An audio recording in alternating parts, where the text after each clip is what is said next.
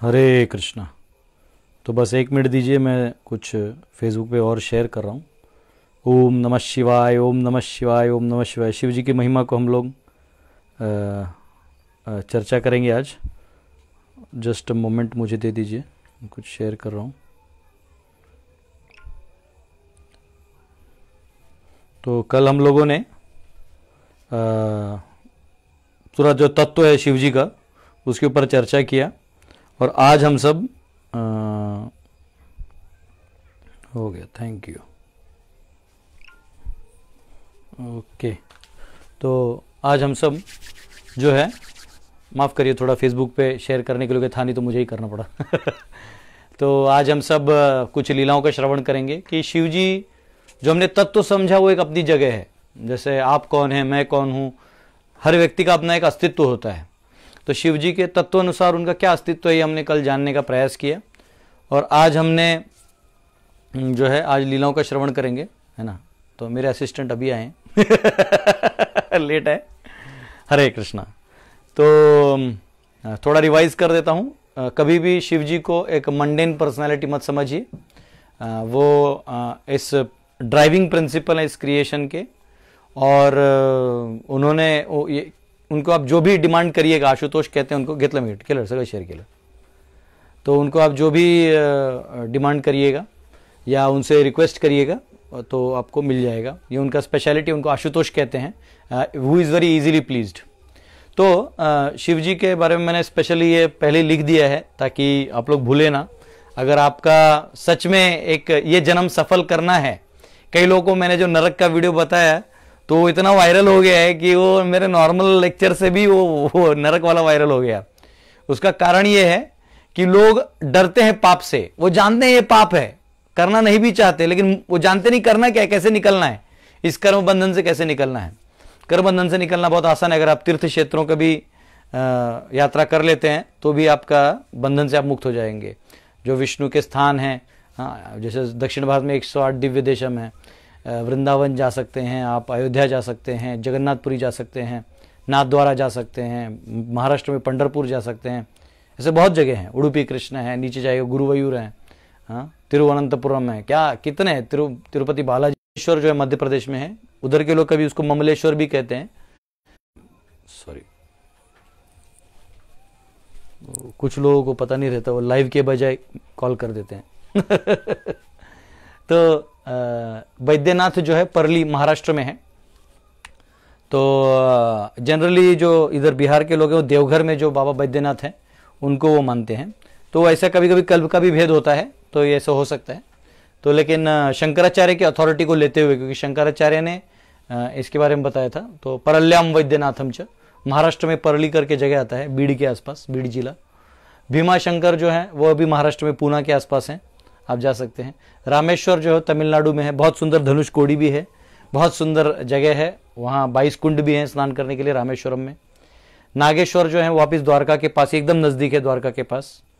काशी विश्वनाथ जो है वो वाराणसी यूपी, यहाँ से हमारे प्रधानमंत्री जी जीत के प्रधानमंत्री बनते हैं। त्र्यंबकेश्वर जो है ये नासिक है, ये महाराष्ट्र में एक्चुअल जस्ट थोड़ा सा दूर है, नासिक से थोड़ा सा दूर त्र्यंबकेश्वर है, तो वहाँ पे है। केदारनाथ जो है उत्तराखंड में, आप ऊपर जाएंगे, 4 धाम यात्रा करेंगे ऊपर, तभी आपको केदारनाथ लेके जाते हैं डिवोटीज। और घुश्मेश्वर जो राजस्थान में है। तो ये 12 ज्योतिर्लिंग, कभी आपको समय मिले, आपका जितना भी पैसा है उसको मेकअप में खर्चा, ये सब में खर्चा, ठीक है वो अपनी जगह है, पर बचा बचा के पैसा ना अपने जीवन में कम से कम तीर्थों को जाके आ जाइए। ये रिक्वेस्ट है, एज अ डिवोटी आप सबसे यही रिक्वेस्ट है। तो आइए हम कुछ शिव जी की महिमा को सुने। शिव जी जो हैं ये बहुत दयालु माने जाते हैं। शास्त्रों में कहा गया है, कर्पूर गौरम करुणावतारम संसार सारंग भुजगेंद्र हारंग सदा वसंतम हृदयारविंदे भवम भवानी सहितम नमामि। हे करुणा अवतार माना जाता है उनको, कि करुणा का मतलब क्या होता है, दया का मतलब होता है जो आप डिजर्व करते हो और थोड़ा मैंने दे दिया, उसको कहते हैं दया।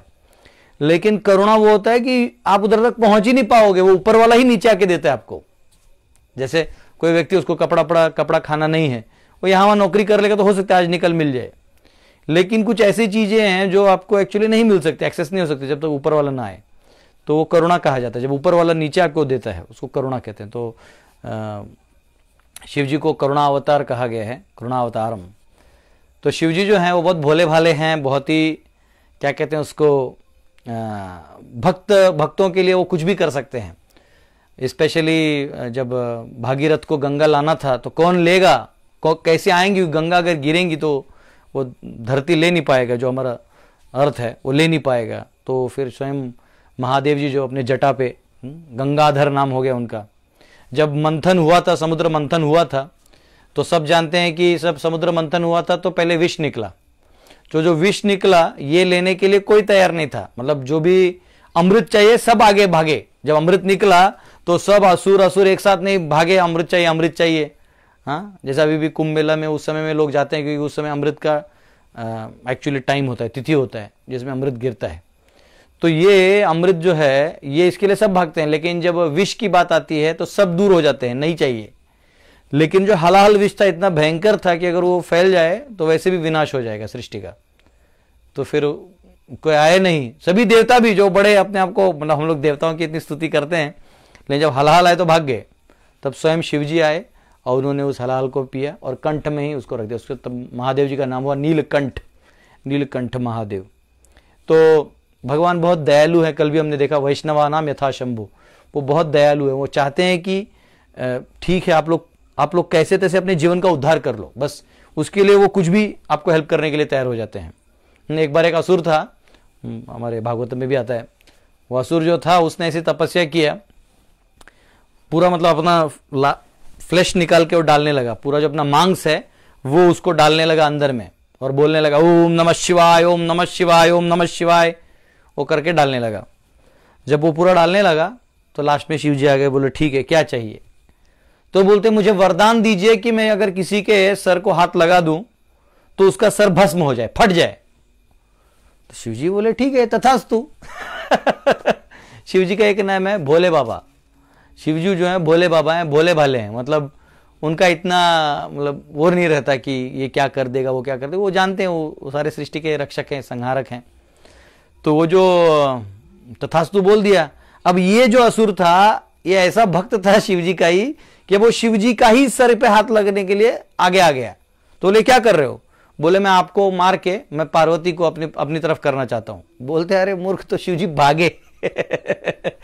तो कभी कभी ऐसे भौतिक वरदान देने से देवता गण भी जो है परेशान हो जाते हैं। भौतिक उसका एक नेचर होता है कि व्यक्ति जो है वो भौतिक चीजों को लेने के बाद और चाहता है, गिव मी मोर, ये दिल मांगे मोर, और चाहिए और चाहिए। इसलिए हम कभी कभी लोग बोलते हैं कि क्या इच्छा पूर्ति किसी का आप करने जाइए।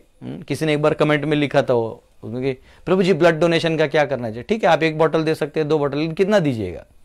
आदमी पाप करते जाएगा, एक्सीडेंट होते रहेगा, आप कितना ब्लड पूरा देते भी रहिएगा तो उसके लिए तो आपका पैदाइश हुआ नहीं है। तो कहीं ना कहीं हमको एक डिसिप्लिन मेंटेन करना चाहिए। तो यहाँ पे शिव जी भाग रहे थे। लास्ट में वो ऑलमोस्ट एक श्वेत द्वीप है, एक्चुअली पूरा ग्लोब में ध्रुव के आगे श्वेत द्वीप है जहाँ एक्चुअल वैकुंठ भी है। तो वहां पे गए तो वहां भगवान नारायण थे। तो बोले कि अरे बचाइए मुझे, तो पीछे लग गया है। बोले क्या हुआ? बोले मैंने ऐसे वरदान दे दिया और वो मेरे पत्नी पाने के चक्कर में मुझे मारने में लग गया है, मेरा ही भक्त है। तो बोले ठीक है। तो भगवान नारायण जो छोटे ब्राह्मण बालक के रूप में आए, उनको बोले आप आगे जाए मैं इसको देखता हूँ। तो भागते भागते असुर भी आए। तो बोले अरे कहाँ जा रहे हो? तो ब्राह्मण बटुक को देखा तो एकदम बोला अरे महादेव जी को पकड़ने जा रहा हूँ। बोले क्यों? बोलते अरे उन्होंने वरदान दिया है, मैं हाथ रखूंगा भस्म हो जाएंगे, मैं उनको मार दूंगा। तो बोलता है अरे महादेव जी ऐसे बहुत लोगों को वरदान दे देते हैं, कभी काम नहीं करता है, तुमने कभी टेस्ट किया है? हो ही नहीं सकता, मुझे गारंटी है। तो ये भक्त जो था इसको शिव जी पे भी फेथ नहीं था, मतलब वो वरदान पे भी फेथ नहीं था। वो बोला तुमको डाउट आ रहा है ना, अपने हाथ को सर को हाथ लगा देखो कुछ नहीं होगा। और उस मूर्ख ने अपने ही सर को हाथ लगाया, फट गया। शिव जी बड़े भोले हैं, इमीडिएटली दे देते हैं। वो एक फेमस स्टोरी भी है, स्कंद पुराण में आता है कि ये जो रावण की लंका है वो कहाँ से आई, अगर आप खोजेंगे तो रावण ने क्या किया था, तपस्या किया और ब्रह्मा जी को प्रसन्न किया। तो ब्रह्मा जी ने उनको वरदान दिया कि ठीक है तुम ऑपुलेंट रहोगे। अब इन्होंने क्या किया, शिव जी को भी प्रसन्न करना है, तो उन्होंने शिव जी को भी तपस्या चालू किया। तो उन्होंने कुबेर से दोस्ती किया। तो कुबेर जो है वो उनको कैलाश लेके गया रावण को, और रावण को 4 वेद और 6 उपनिषद आते थे, 10 मुख थे। और वो 9 के 9 उसको अंदर आहुति में डाल दिया। तो भगवान महादेव जी प्रसन्न हुए, वापस उनको 10 मुंडी दे दिया। इसलिए है ना दशानन कहते हैं ना रावण को। तो रावण जो है वो बहुत विद्वान था, पंडित भी थे। जैसे आप शिव तांडव स्तोत्र सुनते होंगे, तो शिव तांडव स्तोत्र में रावण के बहुत सुंदर है, बहुत लोग गाते हैं, यूट्यूब में तो इतना फेमस है। लोग गंगा आरती में भी गाया जाता है। काशी में जब जाते हैं आप, तो शाम के समय जब गंगा आरती होता है तो बहुत सुंदर लगता है सुनने में, बहुत अच्छे से कंपोज किया है। तो रावण जो है ये वहाँ पहुँच गए।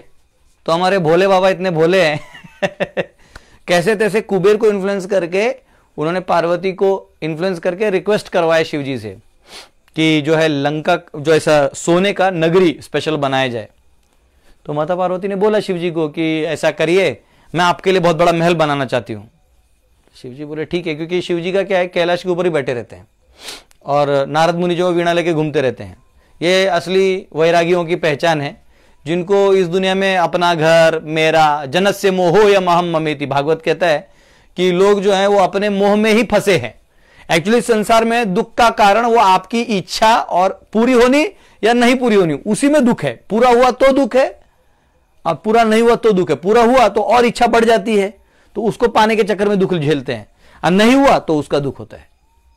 तो तो ऐसा कहते हैं जो माता पार्वती है, उन्होंने बोला कि ठीक है। शिव जी बोले कि शिव जी के लिए क्या है ये सब, कोई बड़ा चीज नहीं है कि चाहिए नहीं चाहिए। ठीक है, पार्वती का दिल रखने के लिए बोलते ठीक है बना दो। बहुत बड़ा लंका का जैसे सोने का महल बनाया। अब सोने का महल बनाया तो अब उसका गृह प्रवेश होगा। गृह प्रवेश हो गया तो महादेव जी बैठे, पार्वती जी बैठी। तो यहाँ सबसे बड़ा विद्वान कौन है भाई, ब्राह्मण पंडित। तो देखे रावण खुद था, तो बोले रावण आओ करो।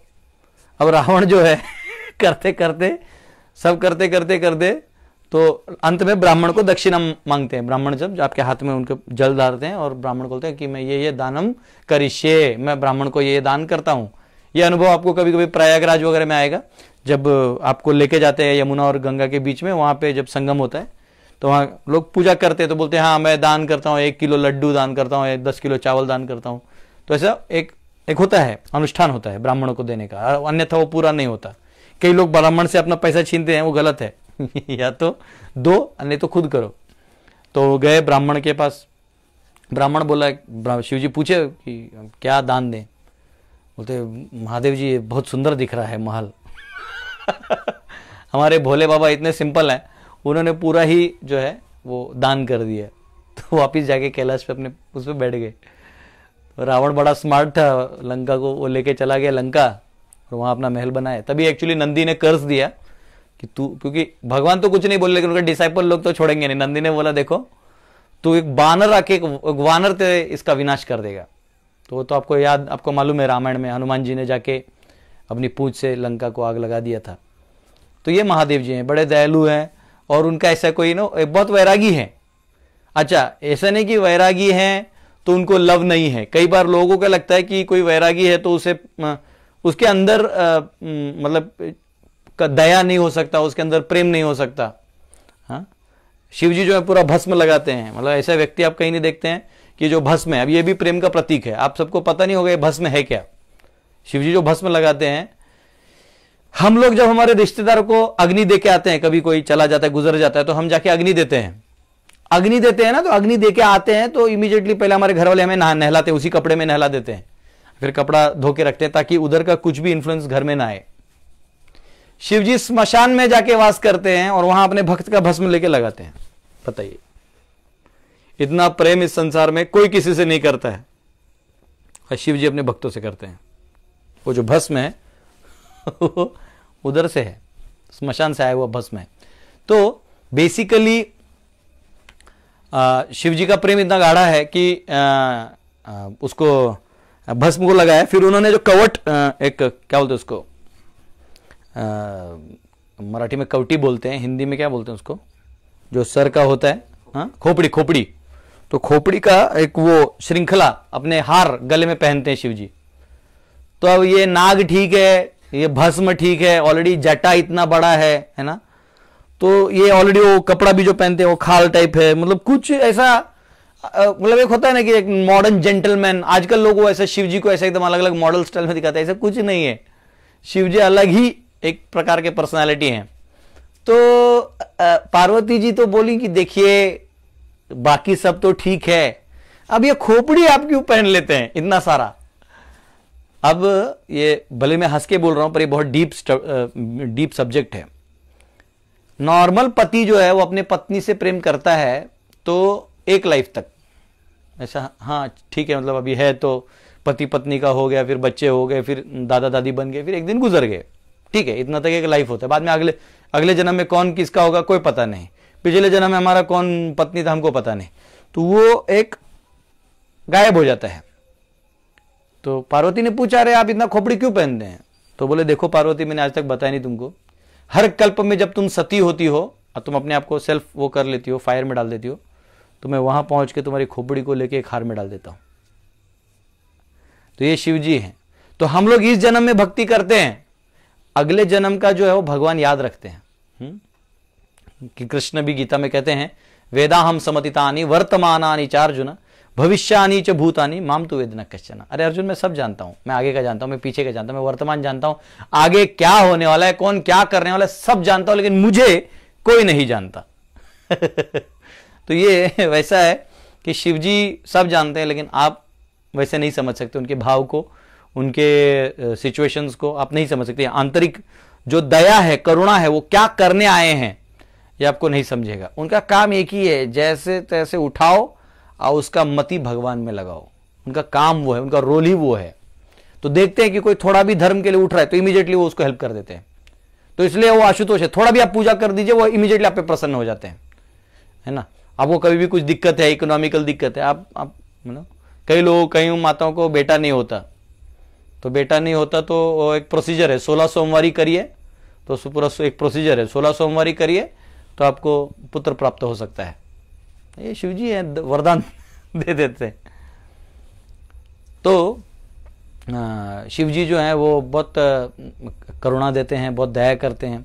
और उतना ही नहीं, ऐसा कहते हैं जो हरिनाम होता है ना, वो अखंड हरिनाम जो है, कहीं भी कीर्तन करते हैं लोग अखंड हरिनाम भगवान के हरि के नाम का, तो वो शिव जी के मंदिर में ही करते हैं। क्योंकि कई बार हो सकता है कीर्तनकार थक जाए, सो जाए, तो गैप हो जाएगा उस समय, क्योंकि शिव जी सदैव भगवान राम का नाम लेते रहते हैं, इसलिए अखंड हरिनाम जो है वो वहीं पे होता है ना। तो एक बार ऐसे हुआ था कि, और इतने उत्साह में रहते कि कोई अगर भगवान विष्णु से कनेक्टेड कुछ भी हो जाए तो बहुत खुश हो जाते हो।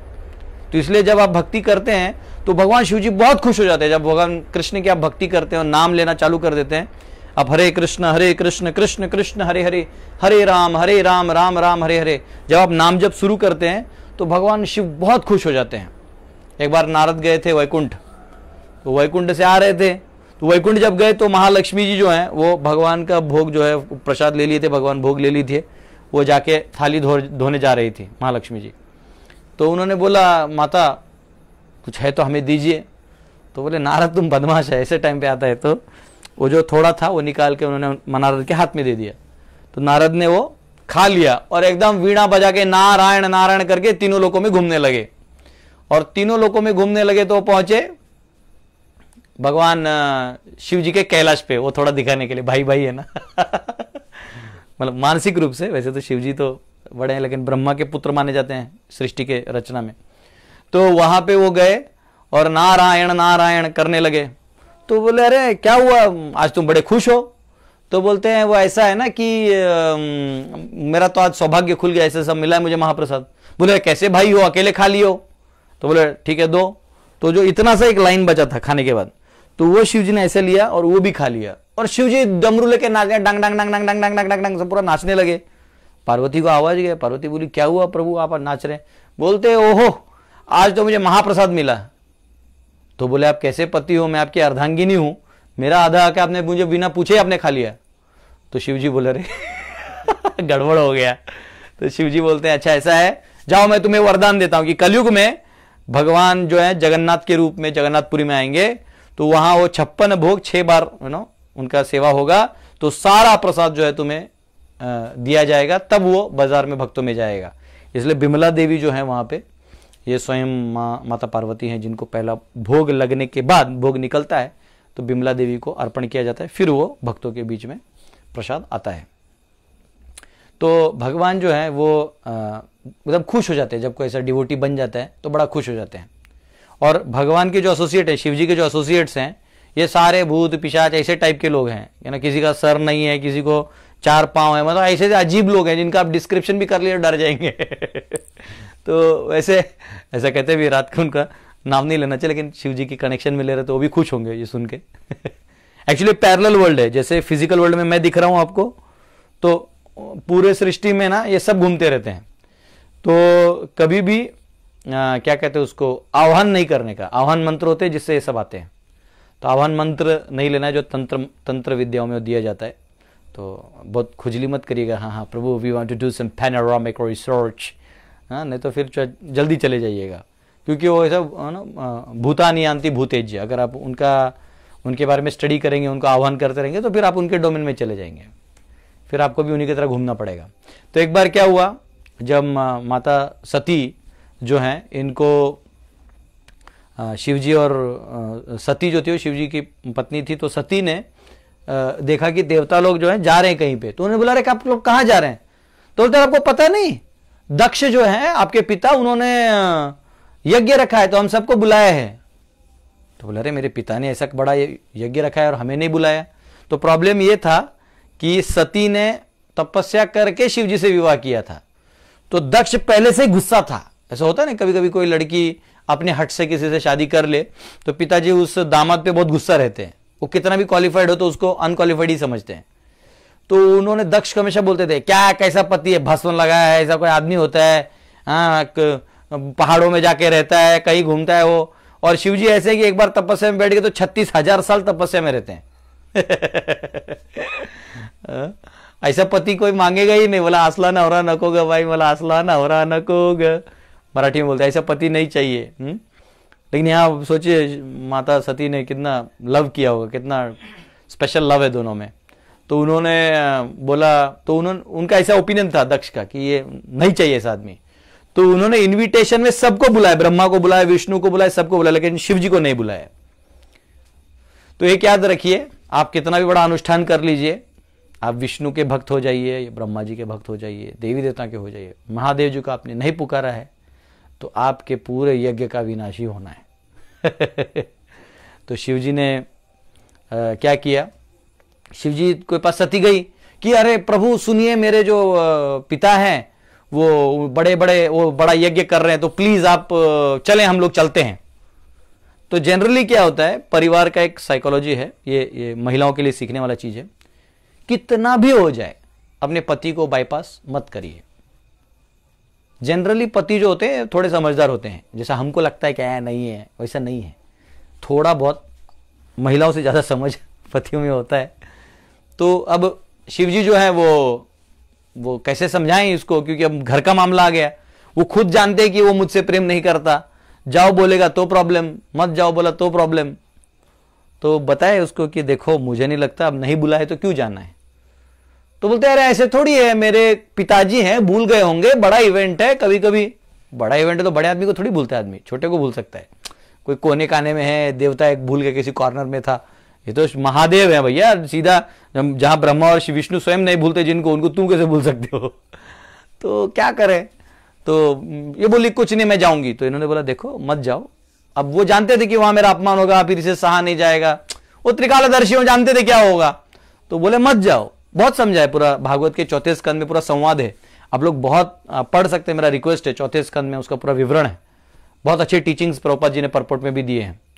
तो बोले कि मत जाओ। तो शिव जी नहीं मानी है सती, तो गई। जब गई तो वहां देखा तो वो चालू हो गए, वो मतलब इन्होंने पिताजी को पूछा तो चालू हो गया, वो पूरा मतलब गाली देना चालू कर दिया महादेव जी को। तो सती को रहा नहीं गया, तो अपने आप को फायर में भस्म कर दी। तो भस्म कर दी तो अब ये तो एक अलग इवेंट हो गया, तो इनऑस्पिशियस हो गया सब। अब क्या करना है, तो जो इनके गण थे जो सती के साथ गए थे, शिव जी के गण गए थे सती के साथ, उन्होंने पूरा उसको तहस नहस कर दिया। फिर बहुत बड़ा ये युद्ध हुआ, बहुत बड़ा है ना, और शिव जी खुद गुस्सा हो गए, क्या है उन्होंने भी। तो ये मतलब एक बहुत दुख वाला चीज है। तो पति का नहीं सुनेंगे तो ये सब हो सकता है। तो बाद में एनीवेज यही सती जो है अगले जन्म में हिमालय के पुत्री के रूप में, पार्वती के रूप में जन्म ली, और उन्होंने बचपन से ही कहा कि मेरे पति केवल महादेव होंगे। तो उन्होंने तपस्या चालू कर दिया पार्वती जी ने, और अब वो पार्वती ने जब तपस्या चालू कर दिया तो फिर लास्ट में शिव जी बोले, तो उन्होंने उनका वो एग्री कर लिया, ठीक है हम विवाह कर लेंगे। खुद वैरागी हैं, उनको कोई कुछ पड़ी नहीं है, उनको किसी से ये नहीं है, अटैचमेंट नहीं है, फिर भी भक्त की रिक्वेस्ट के लिए वो, भगवान का यही होता है, खुद उनको कोई एक्चुअली आत्मा रामश्च मुनयो, भगवान को एक्चुअली कोई प्रॉब्लम नहीं है, लेकिन भक्तों की प्रसन्नता के लिए वो फिर नीचे आ जाते हैं। हाँ? तो एक बार हमारे गुरु महाराज मुंबई से अपने मंदिर से वाड़ा जा रहे थे, तो बीच में हमारे गॉड ब्रदर्स बताते हैं स्टोरी, गुरु भाई हमारे बताते हैं।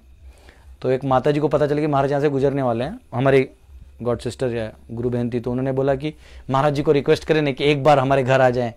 तो भक्तों ने बोला देखो महाराज बहुत बिजी होते हैं, पर अब बहुत रिक्वेस्ट करने का, उन्होंने बोला ठीक है हम लोग ले जाएंगे, लेकिन महाराज कुछ खाते नहीं, मतलब क्योंकि ऑलरेडी उनका शेड्यूल अलग रहता है। तो बोलते नहीं मैं तो ठीक है आप आइए, तो घर तो ले आइए। तो जब महाराज को बोला गया कि ऐसा ले जाएंगे, तो महाराज बोले ठीक है अगर हैं तो चलो। तो गए, तो महाराज को दिखाया कि महाराज ये मेरा घर है, ये वो सब कुछ। महाराज ठीक है, महाराज खुश हुए। महाराज बोले महाराज मैंने ना खिचड़ी बनाया है, प्लीज आप थोड़ा खा लीजिए, सिंपल बनाया है। महाराज बोले देखो ऐसा है, क्योंकि ऑलरेडी मैं खाना खा के आया हूं, मुझे जाना है। नहीं आप खाइए। तो महाराज बोले सोचो मुझे मैं नहीं खा रहा हूं तो तुम्हें कितना दुख हो रहा है, जब मैं घंटा लेक्चर प्रिपेयर करके आप लोगों को सुनाता हूं और तुम यहां मेरे क्लास में सोती हो, तो मुझे कितना दुख होता होगा। तो ऐसे शिवजी जो है वो करुणा कृपा करते हैं, तो वो आते हैं, एग्री करते हैं विवाह के लिए, तो विवाह का सब तय होता है। तो शिवजी कैलाश में होते हैं, ध्यान मग्न होते हैं, ऐसा कहते हैं कि भगवान राम पे ध्यान करते हैं। शिवजी जो है, कोई किसी का मृत्यु हो तो उसके कान में जाके राम राम बोलते हैं, अगर वो वैष्णव, अगर वो भगवान का भक्त है तो काशी की भी ये महिमा है, मणिकर्णिका में अगर अग्नि मिलने वाला है आपको, तो भगवान कान में आपके राम राम स्वयं शिव जी पुकारते हैं। तो उन्होंने क्या किया, उन्होंने जो है कैलाश पे बैठे थे और सब भूत गण जो थे सब नाचने लगे, नंदी और उनके सब गण की विवाह होने वाला है, महादेव जी का विवाह होने वाला है ना, शिवरात्रि वही तिथि है। तो अब जो है उधर वो लोग तैयारी करके बैठे थे कि हमारे बेटी ने किसको चुना है, वो आ रहा है शादी के लिए, उन्होंने देखा भी नहीं था कौन है। तो ये आए शिवजी, तो शिवजी बैठे थे और गण लोग है ना, चलो सब तैयारी करके बैंड बाजा सब बजा के आगे जा रहे हैं, और निकल गए सब लोग, बाराती लोग निकल गए, और शिवजी वहीं कैलाश पे ध्यान में लगे हुए हैं। तो बोलते अरे वो रह गए, वापिस पीछे आए, बोले महादेव जी आपका भी हुआ है, ओ अच्छा चलो। तो गए, ऐसा नहीं कि कोई मेकअप है बहुत स्पेशल, कुछ हार है, ब्राइडल मेकअप, ये सब जो खर्चा करते कोई नहीं, pre wedding shoot and post कुछ नहीं। कुछ नहीं, महादेव जी ऐसे ही चल दिए अपना त्रिशूल लेके, है ना, नमः पार्वती पतये हर हर महादेव। तो चल के आगे जाने लगे। जब वो आगे जाने लगे तो चलने लगे, तो ये जो भूत जो इनके गण थे सब ऐसे, कोई यहाँ नाच रहे वहां नाच रहे, और वो लोग होता है ना लाइक हमारे बॉस का मतलब वो है, शादी है तो उसमें अलग स्टाइल से, तो देवता लोग डर के बोले अभी बीच में जा भी नहीं सकते, तो सब एकदम लाइन में खड़े थे, हाँ आप लोग नाचिए, करिए जो करना है करिए, एकदम आप लोग का दिन है। तो बाद में देखा बहुत उर्धंकारी होगा, वहां शादी होने में दिक्कत हो जाएगा, तो देवता लोग बोले इनको कि आप लोग चिंता मत करिए, आप लोग फुल नाचिए, हम लोग आगे जाते हैं आप लोगों को प्रोटेक्शन के लिए। वही दिखाना चाहते सामने वाले को कि हम लोग डिसेंट टीम है, मतलब अब ये इनके गण तो एकदम बिंदास थे। तो जब वहां पहुंचे तो उधर के लोगों ने देखा था किसी का सर नहीं, किसी का पाँव नहीं, किसी को कुछ नहीं, ऐसे लोग हैं विचित्र सब आए। तो ये पति कौन सा है कहाँ का, तो जब खोला, जब सामने आए महादेव जी पति के रूप में, तो जो पार्वती की मदर थी वो वहीं गिर गई, चक्कर आके गिर गई। क्यों देखा ना, भस्म है, नाग है, डमरू है, त्रिशूल है, ये कैसा है। कुछ बोले मेरे बेटी का चॉइस क्या है। ऐसा कहते हैं शिव जी के डमरू से जो सारे आपके व्याकरण आते हैं ना, पाणिनि का व्याकरण, हाँ पूरा जो हल, पूरा संधि जो है वो सारा वो उसी से निकलता है, डमरू से निकलता है। जो लोग व्याकरण जानते हैं वो जानते हैं कि सारे रूल्स जो हैं 1400 रूल्स हैं व्याकरण पाणिनि के, वो उसी डमरू से निकलते हैं। तो सोचिए सिर्फ डमरू के आवाज से व्याकरण निकलता है, वो महादेव है। तो अब करना क्या है, देखा कि तो फिर कैसे तैसे उसकी माँ को उठाया गया, हाँ चलिए उठिए, अब यही शादी है भैया, यही आपका देवर, यही आपका दामाद बनने वाला है। तो फिर शादी के लिए जब बैठते हैं तो सभी देवता भी आते हैं, ब्रह्मा जी आते हैं, विष्णु आते हैं, बाकी सब आते हैं, सब बैठते हैं। अब वो जो ब्राह्मण देवता है वो संकल्प करवाते हैं।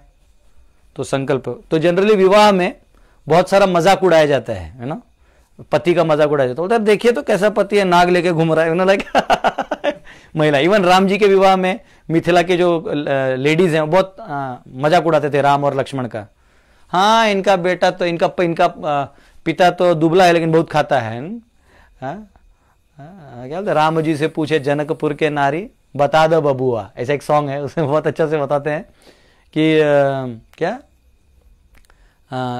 देखन में पातर अकारी अखाए भर थारी उनको बोलते हैं, उनके पिताजी के लिए, हाँ दशरथ के लिए बताते कि ये दिखने में ऐसे लेकिन पूरा थारी भर खाते हैं लोग।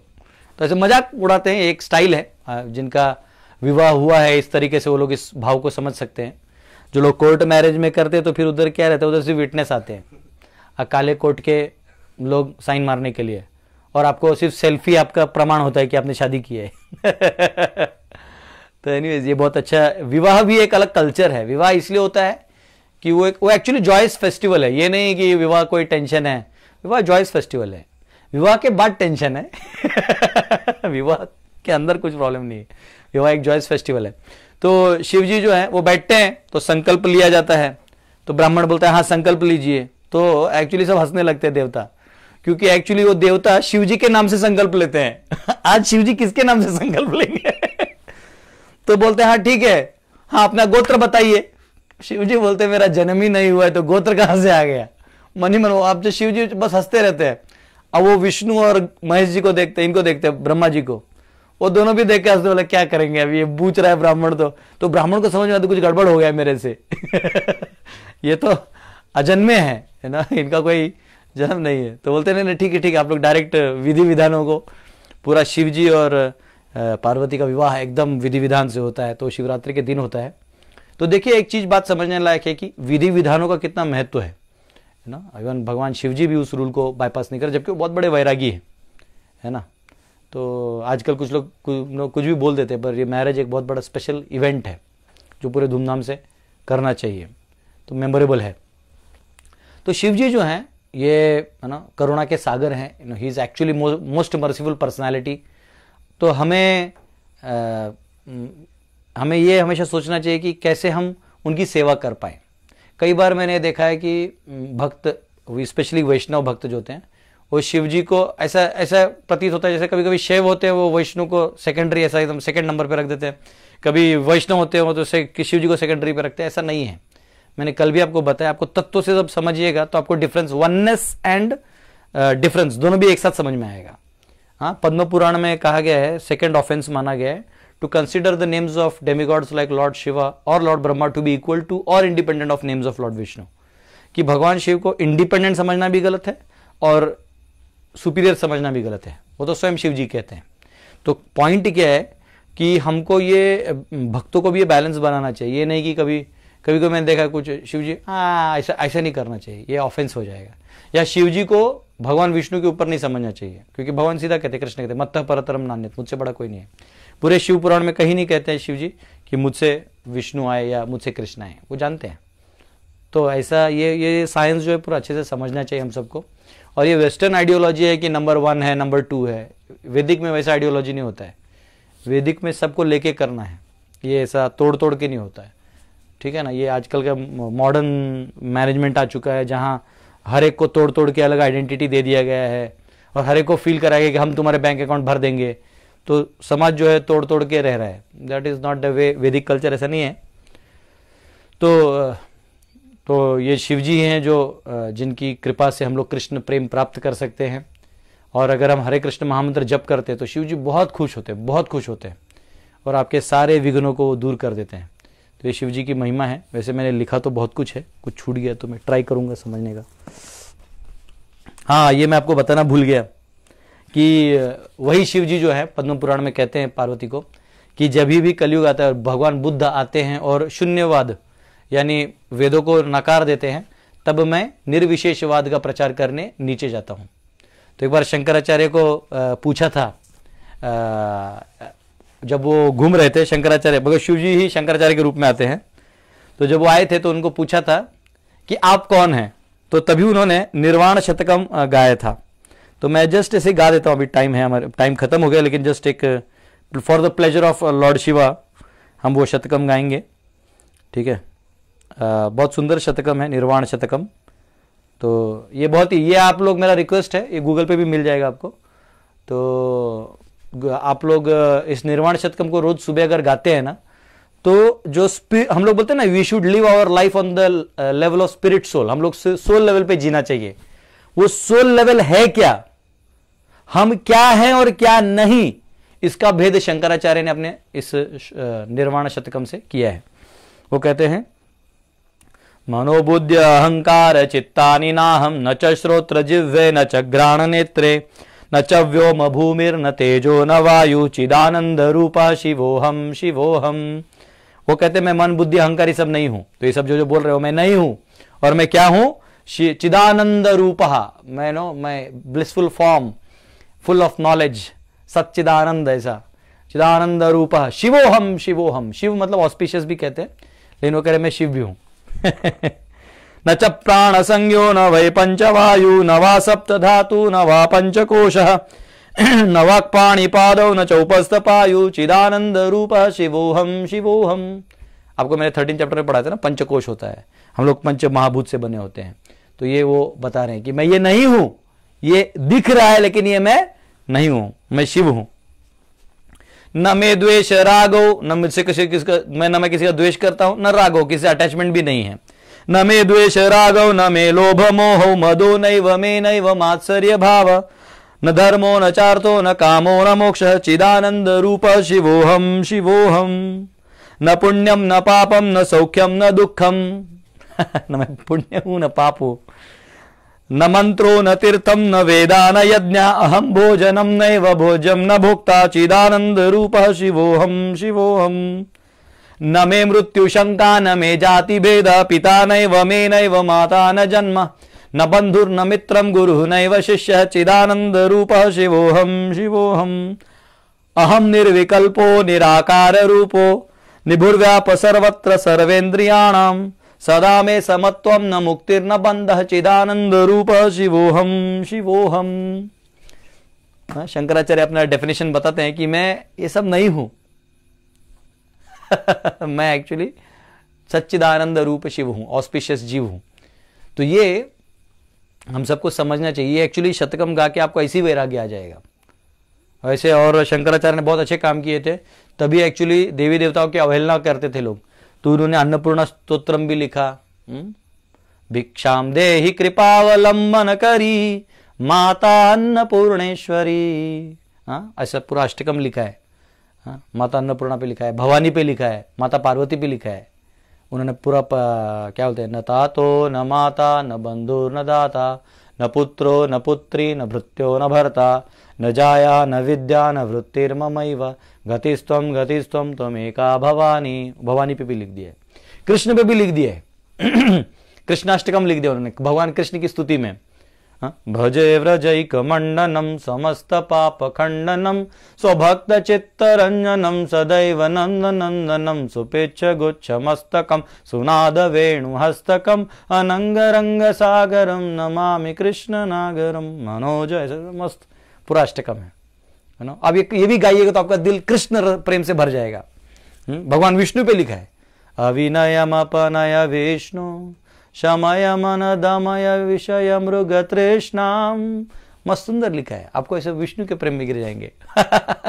तो वैदिक फोल्ड में टोटल स्वीटनेस लाने का काम शंकराचार्य ने किया, स्वयं शंकर ने किया है। और आप जो ये नागा साधुस देखते हैं, ये स्पेशली शंकराचार्य ने फॉर्मेशन किया था ताकि आक्रांता कभी पार न कर पाए, धर्म टिका रहे। तो ये आपको समझना चाहिए। वैसे लिखा तो मैंने बहुत कुछ है, तो ये है अभी तो एक बार टाइम तो हो गया है।